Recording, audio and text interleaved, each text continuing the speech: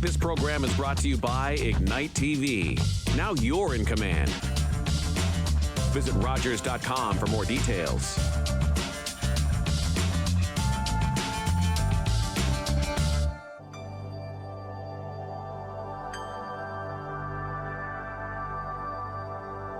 Hi, and welcome to Third Eye View.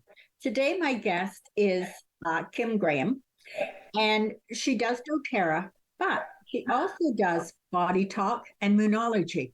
And Moonology is something I don't think I've had a guest on yet that does Moonology, so this will be really interesting. So, Kim, welcome to Third Eye View.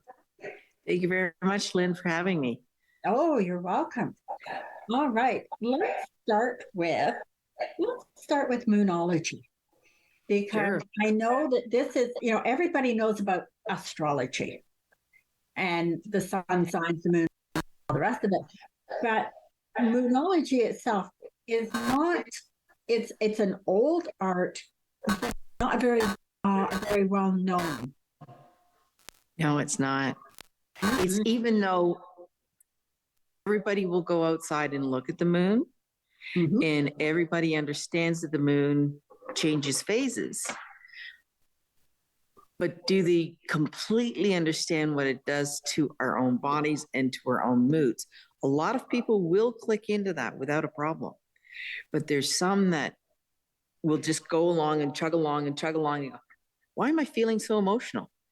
But if they had taken a look at it and gone, oh, the moon's in Cancer, that's why I'm so emotional. Or, everything's in order, right? Click, click, click. Yep. And it's another sign. And that's what the science of Moonology is about. And it's every couple of days. We're flipping. And people do not understand that. No, you hear, and I think you see this more on TV. They'll make the odd comment. Oh, yeah, it's a full moon. Everyone's going crazy. And, you hear it with different things. And it's not just a catchphrase. It's there. I mean, the moon, the tides, everything really is geared with the moon. It is. And it's the closest planetary body to us. It has the greatest pull. Right? And you can see that in everything that you've just mentioned. Yeah. Now, how did you become interested? How did you get interested? What made you step into Moonology? Ooh, long story, I think. I'll try and make it. We've got an hour. Oh, we've got an hour? Okay, so many, many, many years ago, I've always been connected to the moon. And I thought, how can I learn about this? What is it about it that gets me so intrigued? So I'd actually joined in on a lodge and did an 8.5-year mentorship. And I learned Native American and Celtic traditions. In and amongst that were moon teachings and Celtic calendar celebrations, which is part of the celebration for the Celts. But if you actually take a look at it, it's celebrated around the world with different names. Okay? And there's different sacred sites around the world that are all connected to it. Okay? And a lot of these are lined up to different moons. Okay? I stood in Kalanesh Circle at fall equinox and I watched the sunrise. That's when you're supposed to be there. I've been in Stonehenge, in the middle of Stonehenge, where you could actually go like this to the stones, but we weren't physically allowed to touch the stones, but we were there. And we were within reaching of the stones. And we were there at a time of a full moon. And we're actually able to do different ceremonies. With that, I just kept following it and saying, okay, what is this? What is this? And I always attempted to manifest things because everybody goes, oh, well, you can manifest to the moon. You can manifest to the moon. And I'm going, okay, well, what does that mean? And what does that look like? And how is it different from me manifesting to somebody else? And sometimes I would be going, okay, well, I want to manifest abundance. Okay, well, what abundance? And then you pare it down and say, I want to manifest happy times always. right? And have an abundance of, joyful things in my life. And then I would just keep hitting brick wall after brick wall after brick wall, and down, down, down, down, down. I went, and all of a sudden I was going right back up. And then, okay, this is working, but not in the way that it was happening every month. And then I thought, I'm going to have to dig deeper and find out what's going on here. So I did dig deeper, and it actually has to do with what zodiac sign the moon is sitting in and how it's related to my own natal chart. Mm-hmm. Right? Which a lot of people glaze right over and don't understand. But then there's a group of people that go, oh yeah, I'm right there with you. No problems. Let's go. And you just sit there and go, okay, if the moon for me is in Libra, but Libra's not sitting in the typical 7th house, it's sitting in the 3rd house, then how does that affect what's going on in my moon? And it does make a difference, because Libra's all around, let's service other people, right? Because it's right above the descendant, so it's in the public realm, and we're looking at what's happening in the theme of the 7th house, which is all about service. Okay. But it's sitting in the 3rd house. And you go, how's that affecting me, and how it could manifest for me? And what about if I want to make a wish on something or a goal? All right. So you take a look and you go, okay, well, the 3rd house is all around communicating. And the 7th house is all around service and partnership and business relationships. So you're going to go, maybe if I make a wish at this period in time at a new moon and go, okay, my goal is to speak to as many people that I could actually help them either in their business or in their personal life. And I set a goal of talking with 10 people and seeing if what I do can assist them. All right. Mm-hmm. And that would be a specific goal, but it doesn't fit in the 2nd house, and it doesn't fit in the 4th house, but it does fit in the 3rd house.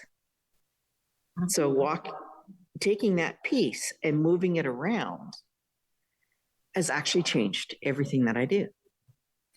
And that's where I fell in love with it. I see the power of what's going on.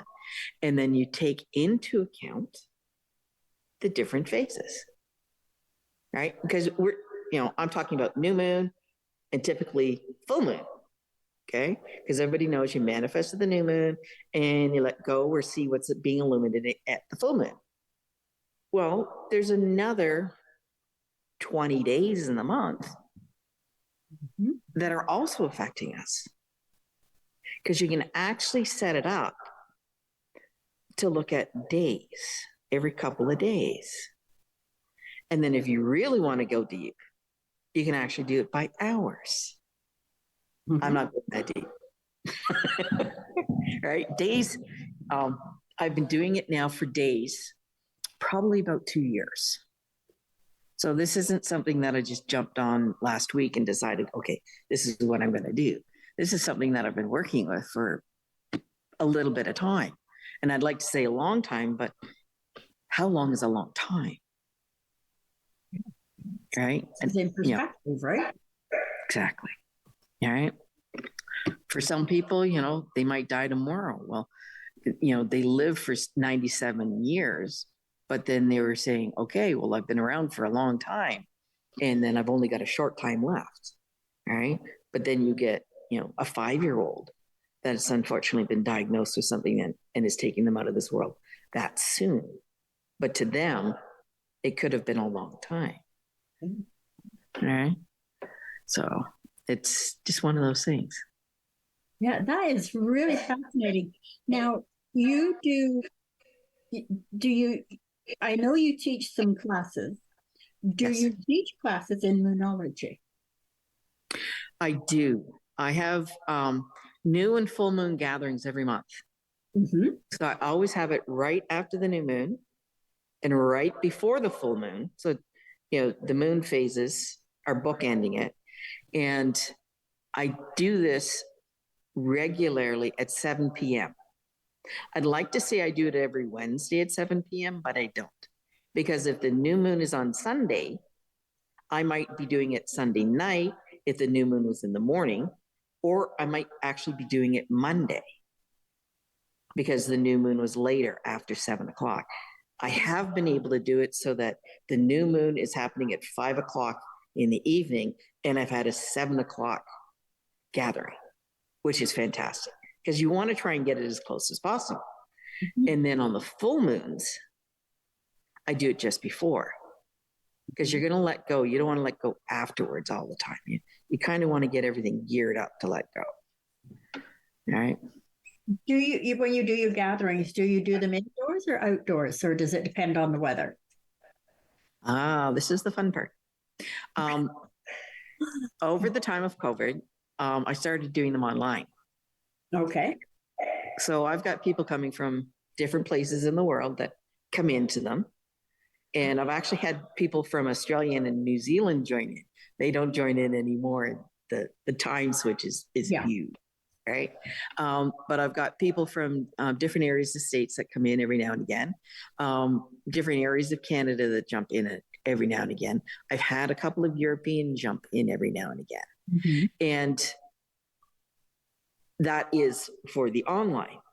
Then I've just moved into the area that I'm in. I've been here not even 2 years yet.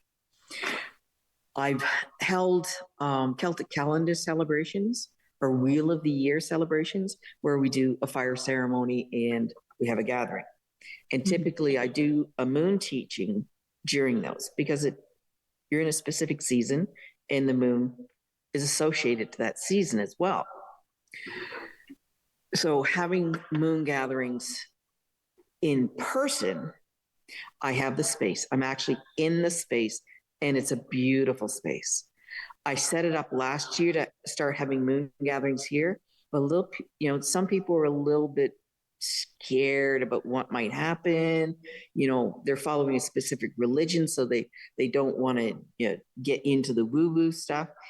But everything that I do is non-denominational. It doesn't matter who you pray to. It doesn't matter who you answer to. It's using the energies that are in the world and the universe Mhm. that I'm working with.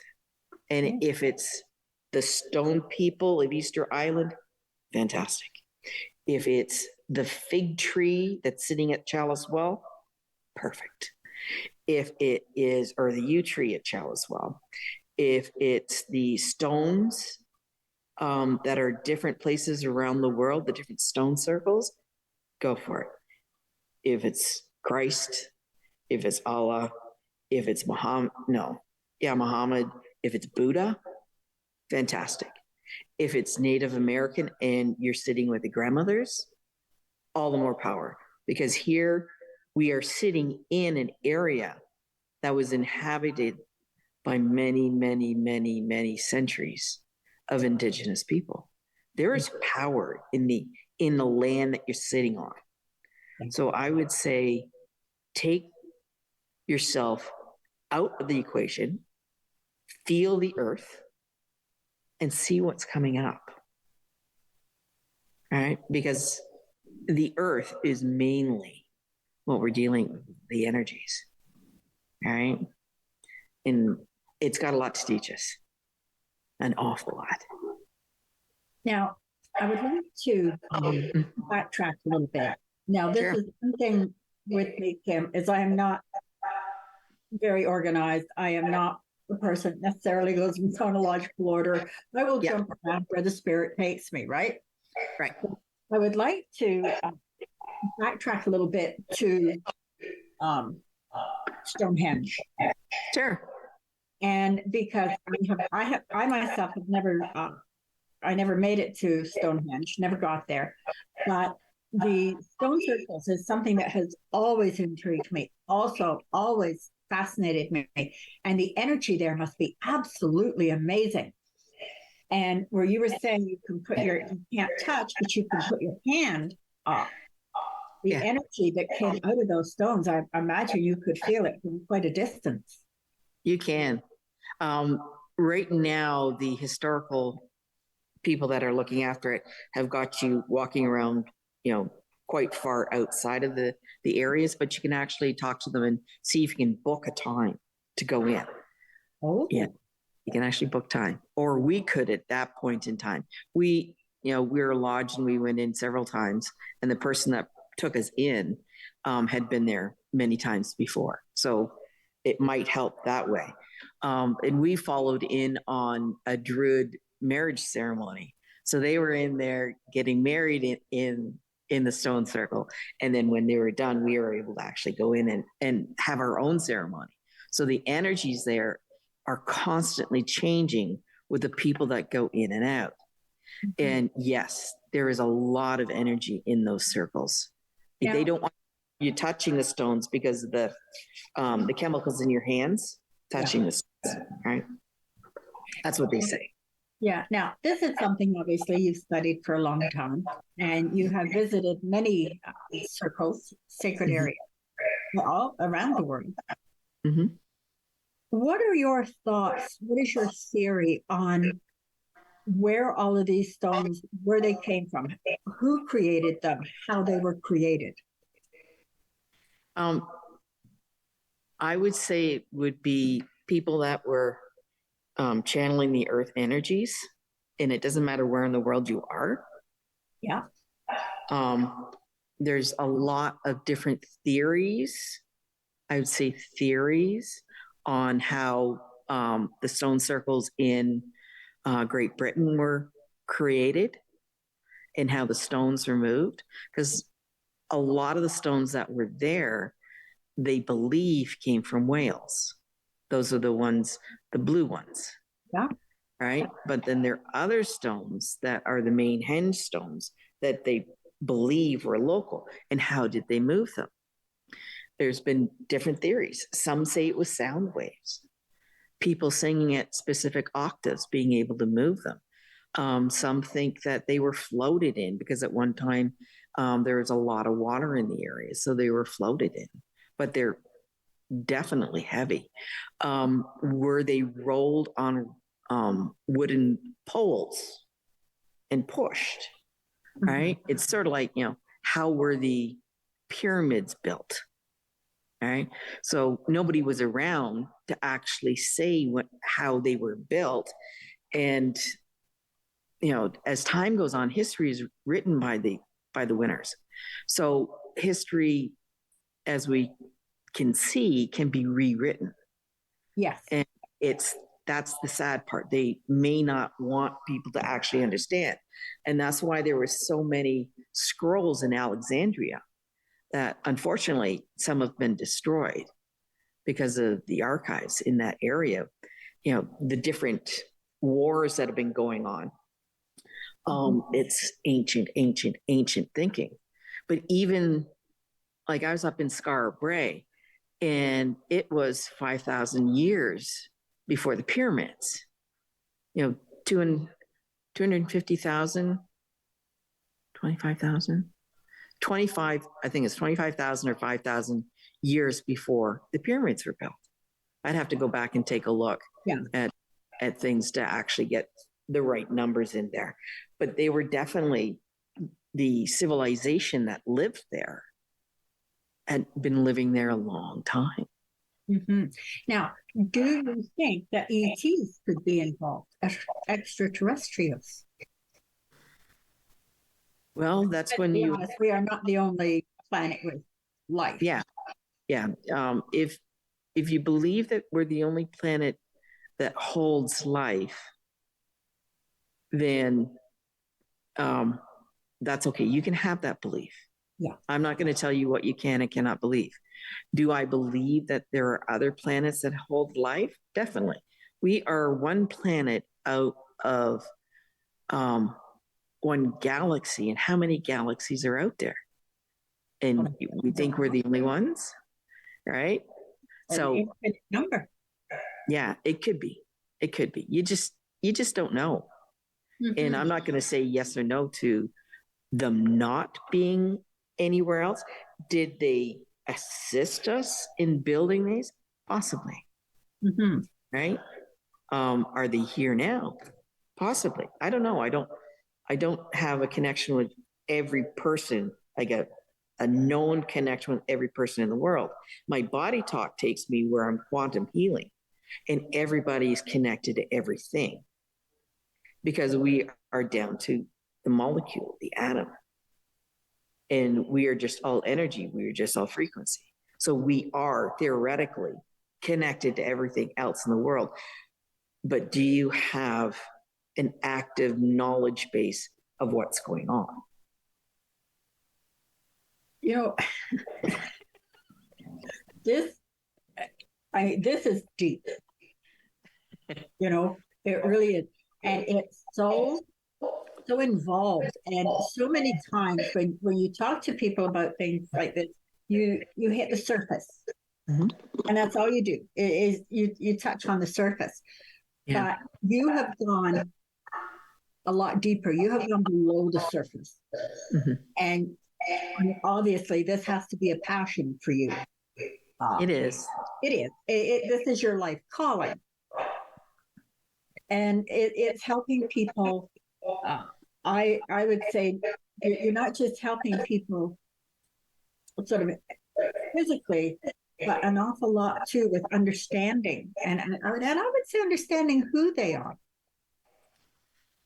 Yeah. There's times when I don't know who I am. But do we ever really know entirely who we are? We have so many different perceptions, and we go through so many different stages in life. Yeah. I believe that we are constantly changing. We're constantly growing. Yeah. We are.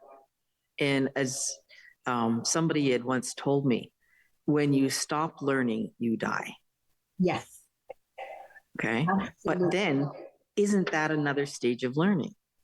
Well, it is. Then you go on to learn lessons on a whole different level. Yeah. And prepare to come back again. I believe in reincarnation. I have seen too many instances over the years Mm-hmm. where it has been proven. Yeah. Yeah. Time and time and time again. Oh, yes. There's just so many things that cannot be explained.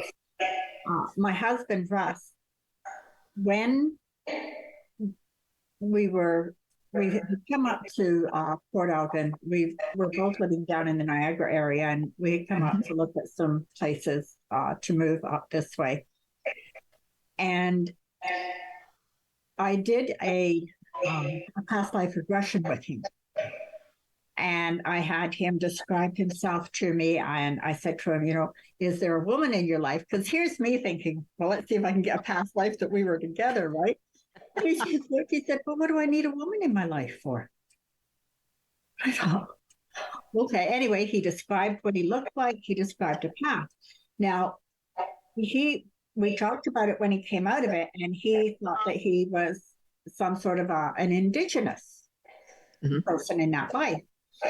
Well, oh gosh, about 6 to 8 months after that, we were living in Port Elgin, and Russ was sitting downstairs watching TV, and all of a sudden he yelled out, Lynn, get down here now. You've got to see this. It was the path that he had walked, great big rock that he had to walk around to get to the cave. Now you could walk right into the cave. They explained that back in the days of the Neanderthal, it went down about 25 feet. And so he had actually been a Neanderthal person. Oh, wow. Yeah. And, when you get things like that and you see yeah, that's it. Like I say, there's just so many things that can't be explained, and that's one of them. The Celtic, you have you did some work with the Celtic beliefs. What did you do with the Celtic? A lot of it was learning the different seasons. Some people call it days, like Imbolc or spring equinox or Beltane, or summer equinox. For me, it's a season. Okay, so the calendars today put them on specific dates. Yeah, and I always kind of chuckle. Okay, it's that date, is it? Yeah. And I've actually, especially the best ones are summer solstice, winter solstice, fall and spring equinox, because those are the ones that you can actually take a look at the scientific numbers of how long the day is or how short the day is. So then you take a look and say, okay, well, fall and spring equinox are equal light and equal day. Okay, so then you can actually go to websites, scientific websites, then say that in your area, the sun is up this long and the dark is up this long, and you get the closest one. Well, it doesn't always happen on the 21st. Sorry for those folks that believe that. Sometimes it's a different day. I think this year it was on the 25th. Fall equinox was on the 25th. Okay. Same with summer solstice and winter solstice. Mm-hmm. You look for the longest day and the longest night on those websites. I'd like to say that it always happens on the 21st, but I'm sorry, it doesn't. Okay. And yes, people have to build calendars and they sell calendars. That's why I kind of like digital calendars, because then you can actually play with them. But, I digress. So then you can set up your celebrations for that. Like this year, we had a summer solstice, dark moon, new moon ceremony, because summer solstice happened on a specific day and the new moon was coming and we were in the dark moon. So we had a fire ceremony for the solstice that incorporated a dark moon ceremony. And then first thing in the morning, we had a new moon ceremony. And this all happened on the same day. Mm-hmm. Now, Kim, we have to take a short break. Yep. When we come back, I would like you to explain about what the dark moon is. And then I'd also like to get into body talk. And sure. So yep. We're just going to take a short break and don't go away. We'll be right back.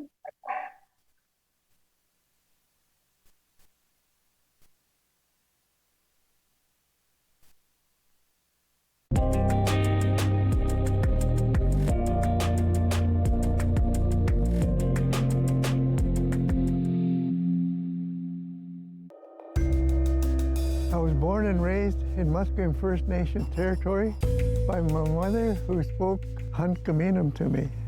As a child, I ceased using my mother tongue, as to use any language other than English was considered not being Canadian, so I was told. The old people came to me in a dream and reminded me of who I am and where I come from. I have reawakened. My roots are strong, and I'm no longer a silent speaker. My language tells me where I'm from. It defines me and guides me to teach others to learn and understand our culture and traditions. A gift for those in the present and the unborn generations. What was lost is found. What was asleep has awakened. My blood is here, and I am complete. I have returned home. Michaela is loving, caring, energetic. She's adventurous. She's fearless. The warmth have been there from the start with financial assistance with her first prosthetic. It's very important for Michaela to have access to these different devices so that she's able to do everything that anybody else can do. We can't thank people enough for donating to the key tag service. Thank you.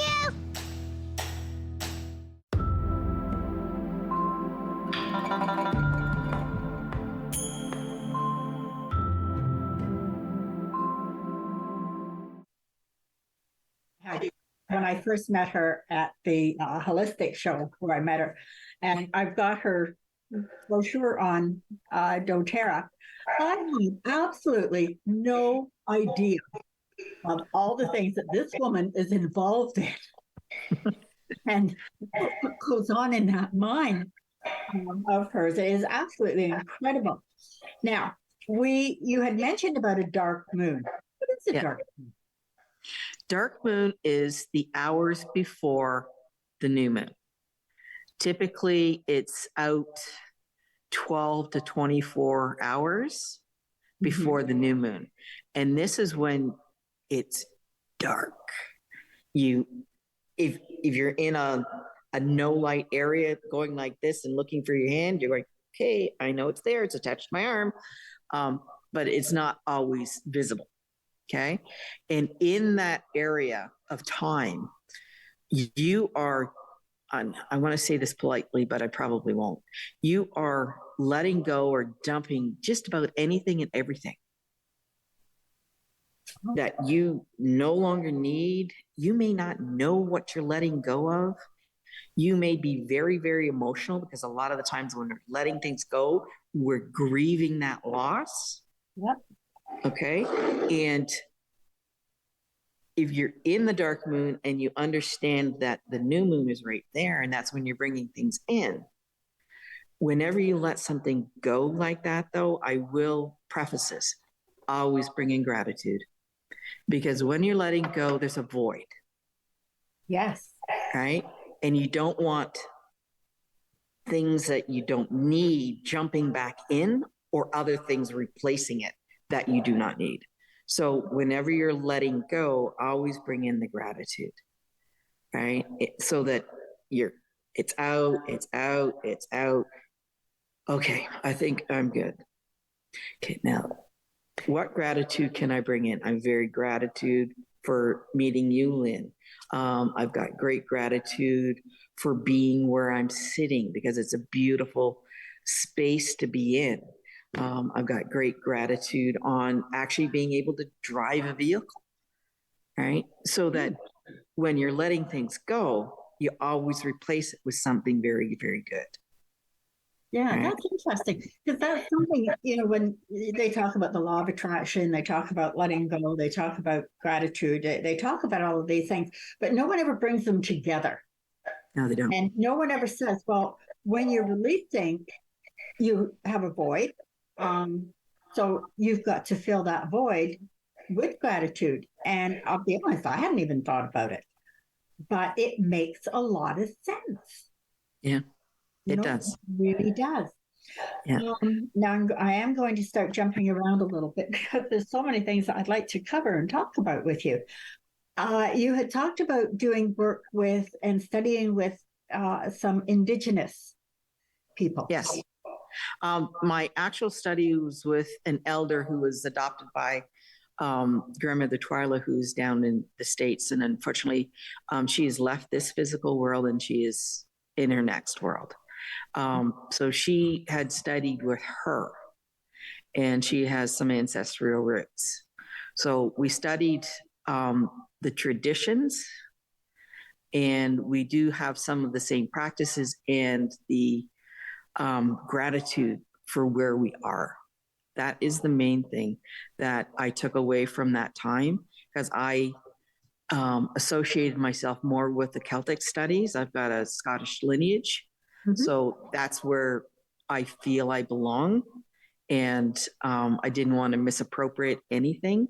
But the practice of knowing that the earth is our mother, knowing that teachings that we have been gifted never leave.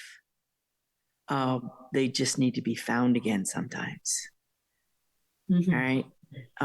Because the earth holds them. And when we're ready, they come.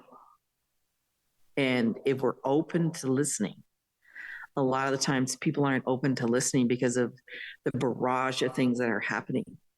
Mhm. And they're programmed, like TV programs, to do other things. And it's a slow programming, right? And it's always there. So if you turn that off and just listen to the voices on the wind, like a lot of the times when you're not feeling good and you've got so much going on in your head and you're too much there, go stand in the wind, literally, right?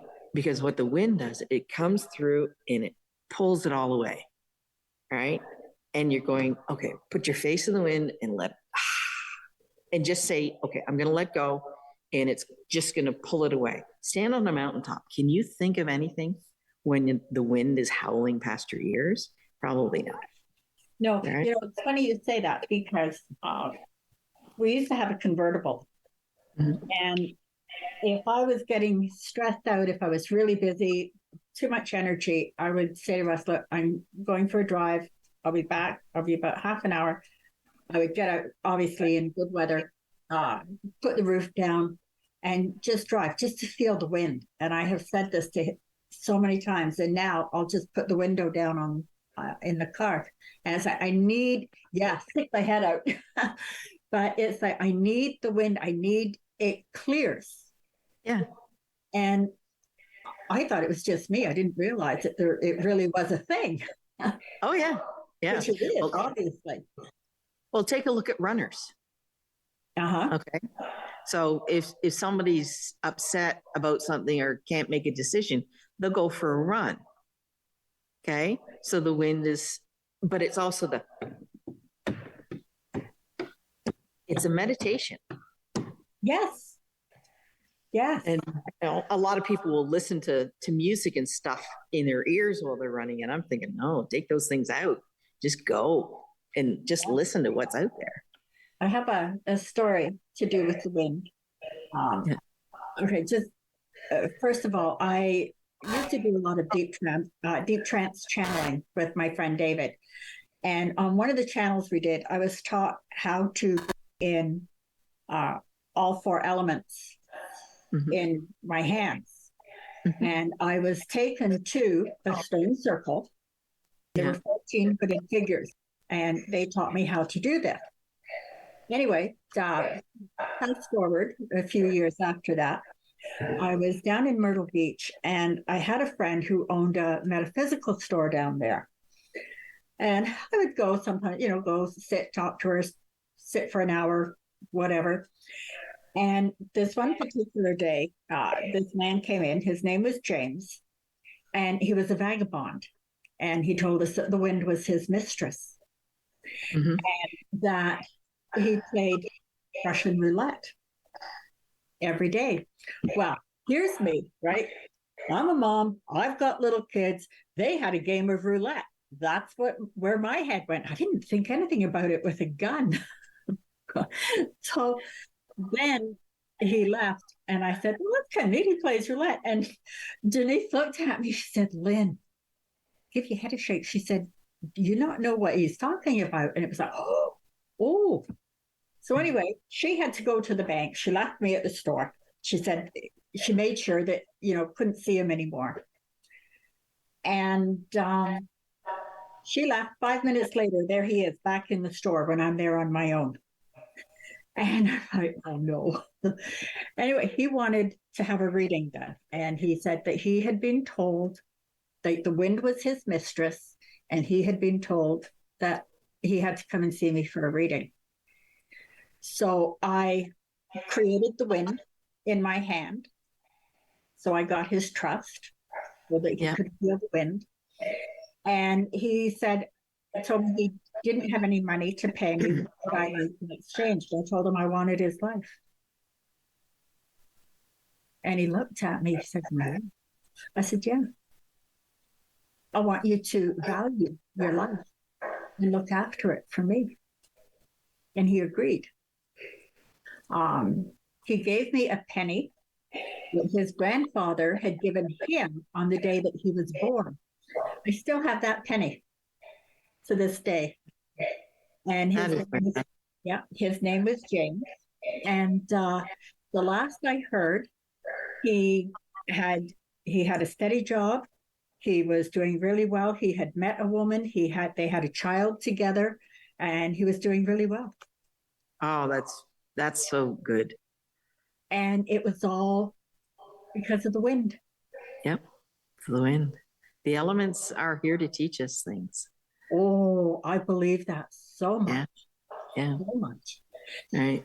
Now, I would like to talk. Now, here we go, switching again. Body talk. Yeah. Now, I have heard about body talk, but it's not something I know a whole lot about. So I will have you explain it. And how did you get involved in body talk anyway? Oh, it's another one of those things that you just kind of walk into and go, oh, okay, let's be here. No idea why, but okay, let's learn it. And that's exactly basically how it happened. Somebody had mentioned to me, you got to come. And for 6 months, she attempted to get me into this class. And she said, you'd really like it. And I thought, okay. And I looked at the price and went, yeah, right. I would really like it. It was a little bit more expensive than what I would really like to spend. But I thought, okay, let's just do it. And I put my money down and I walked in, sat down. 20 minutes into the class, I looked at her and says, that's why I'm here. And she just kind of chuckled, right? Knowing full well she's an intuitive, so she knew, I would fit in that. Yep. But basically, body talk encompasses everything. It goes from the very solidness of our own being, like our skeletal being, right, and the earth. So you take a look at the Vitruvian man when I'm talking about this. At the bottom, at the feet, are all the solids. And as you come up the sides, we get to the liquids, we get to the air, we get to the subconscious, we get to the molecules, we get to everything.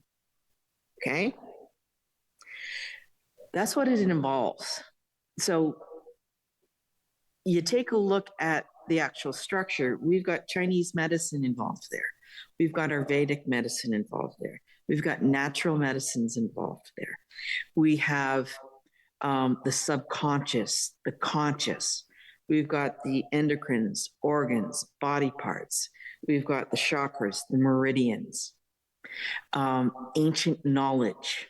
Okay, so some people would say past life regression, but it's the DNA that is within us that has been handed down generationally.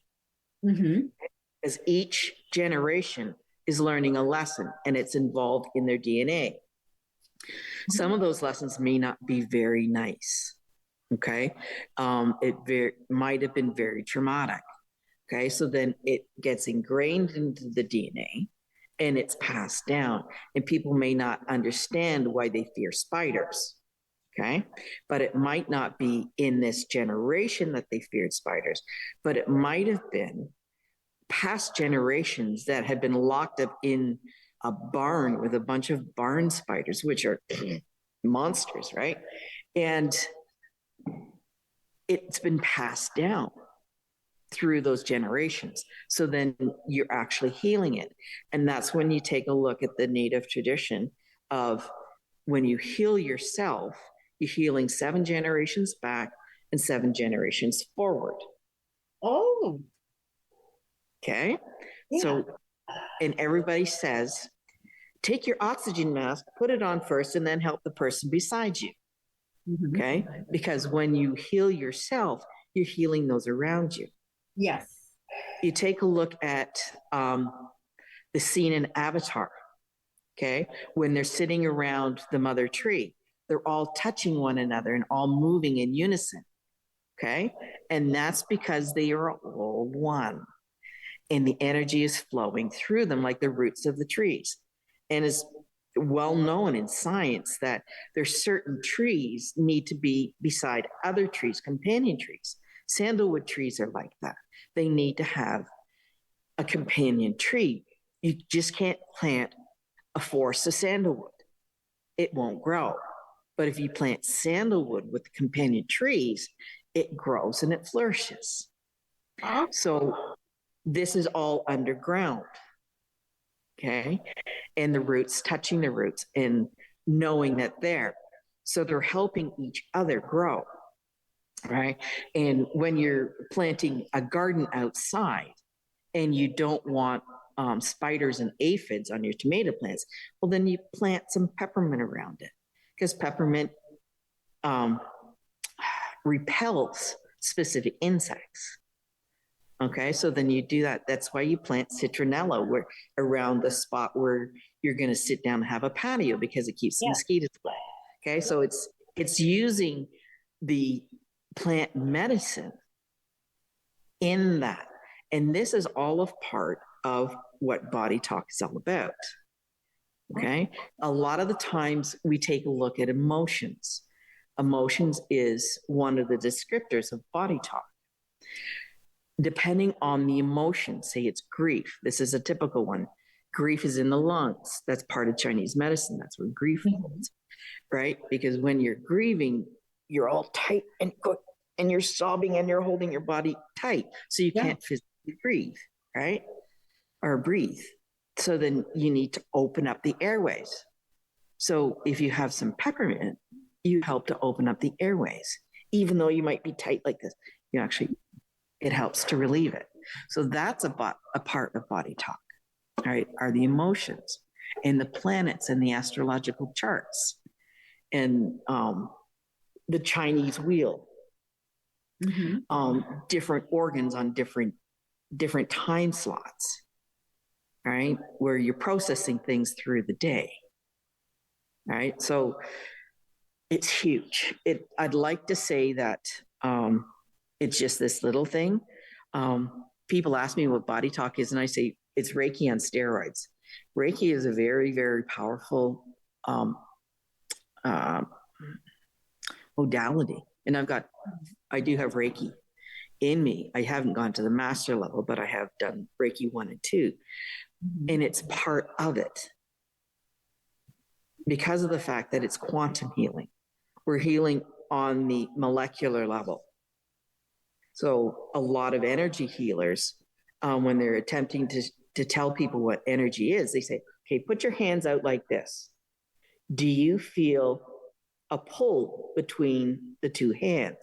And some will say no, and I'll say, okay, we'll bring it closer together. Do you feel it now? And they say, oh yeah, I feel it. Okay. So now bring it out, and where do you stop? And they get to a point. I said, okay, now you know that it's there, but do you see it? Can you put your head between it? Right? It's still there. And I said, and if you do this every day, you can actually take your hands out further and further and further, and the energy is still flowing.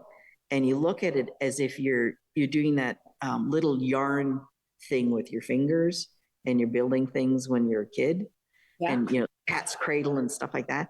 I said, just think of that, right? Because there are lines of energy flowing between.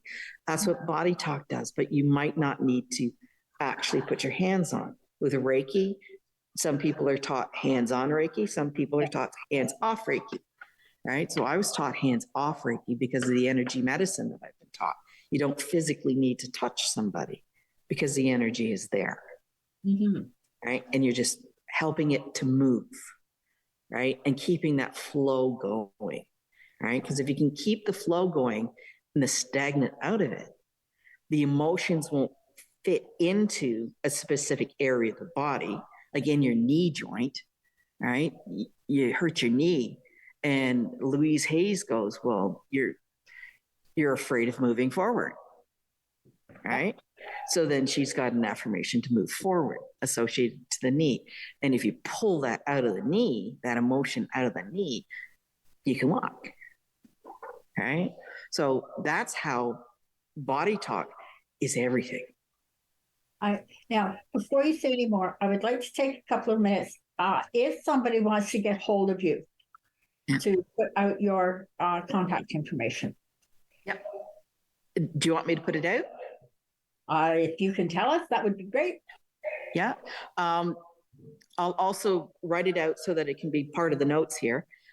It's kim.graham@walkingwithoils.com. Mm-hmm. And my website is walkingwithoils.com. Okay. And the funniest part of tonight or today is, I've met her and I have her doTERRA information. We haven't talked once about doTERRA. I know. That's okay. Because we were meant to today. Exactly. Because it's a tool in my toolbox. Yes. But what I have been thinking in the last few minutes is next year, right, when we do our next season, usually we do it January, February is when we start. I would like to have you back as a guest again, because there are so many things. And I mean, a lot of it we have really just kind of skimmed through. Oh, yeah. Very much. And there are so many things to talk about. And on that show, we will delve into doTERRA, but more than just doTERRA, about the oils and how essential oils can help. Yeah, not a problem. All right, because I use them in my practice, but I don't lead with them. They are a tool in my medicine bag. Yes. All right, and if people don't need them, I don't bring them out. Yeah. Well, and I think that's great because I have I have spoken with other people who do doTERRA over the years, and I had one person. They tried to tell me that I should take something, but my body didn't want it. It didn't need it. It didn't want it. And I have learned over the years to listen to my body. And I tried to tell her this. And she said, oh, no. Your body needs all of this stuff. And it's like, no, it does not. And there are some things that I cannot ingest that are not meant to be ingested, which one in particular told me that I had to ingest it. And I tried it and it was like, no, because the old heart started. Yeah. Now listen to your body, definitely. But a lot of the times, and we'll take this offline, unless people go, okay, we need to hear about this. I use the oils frequencies with the moon and the planets.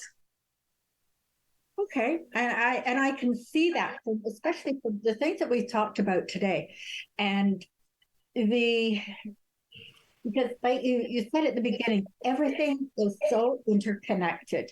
Yeah. And the last guest that I had on, we talked about flower essence.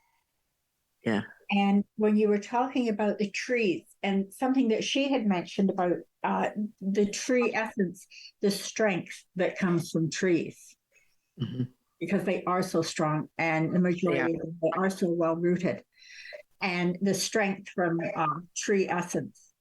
So it's really kind of funny how the two shows, one right after the other, have just merged together in a sense. Yeah, they have. Yeah. They definitely have. They have. So maybe what we do the next time is I'll have both of you on at the same time. And we can do that. Really, because then we could get into really good conversation about the oils and the essence and all the different, and she does the Ayurveda medicine. Yeah. So everything flows, everything ties in together. Yeah. And that would be fun. And I'll tell you, I was telling Teresa, we live in a very old house. It was built in around 1876. And the one wall at the side has an ivy plant growing up it. Well, one little sprig of that ivy has found its way into my office. Yeah. So that means it's full. Oh, yeah.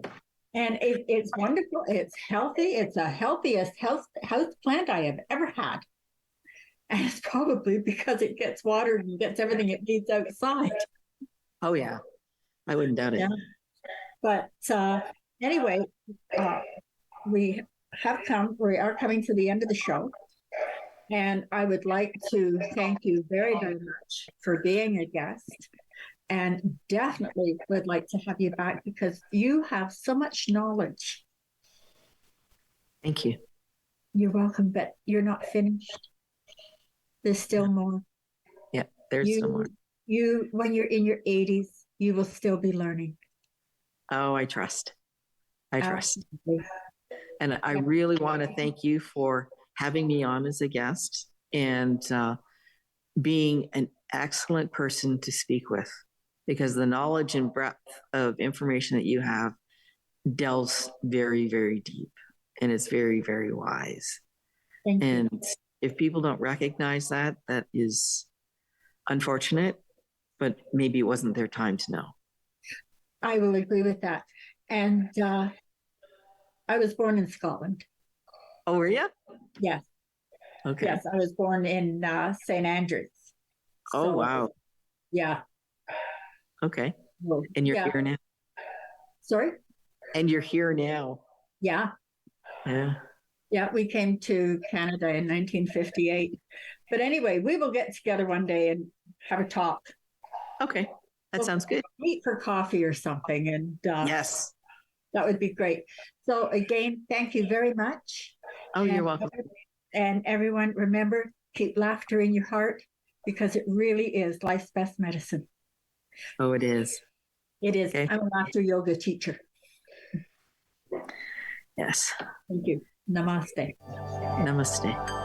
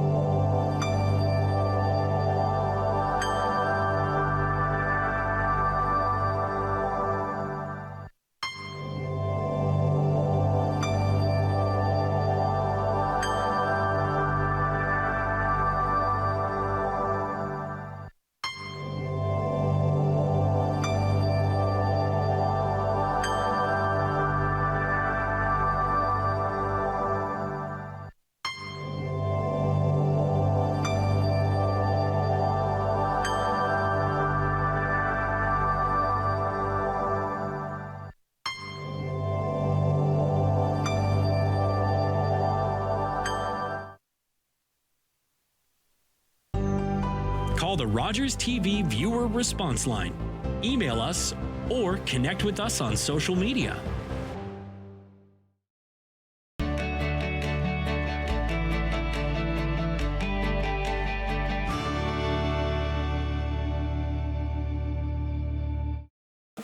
These days at your local Legion, we're marching to the beat of a different drum. On a mission to support veterans, to have fun, and to welcome everyone to our ranks. You don't have to be a veteran to join the Legion. And as a member, you'll join thousands of others serving our veterans, our communities, and our country. Oh yeah, and our Member Perks program will save you thousands on shopping, dining, products, and services.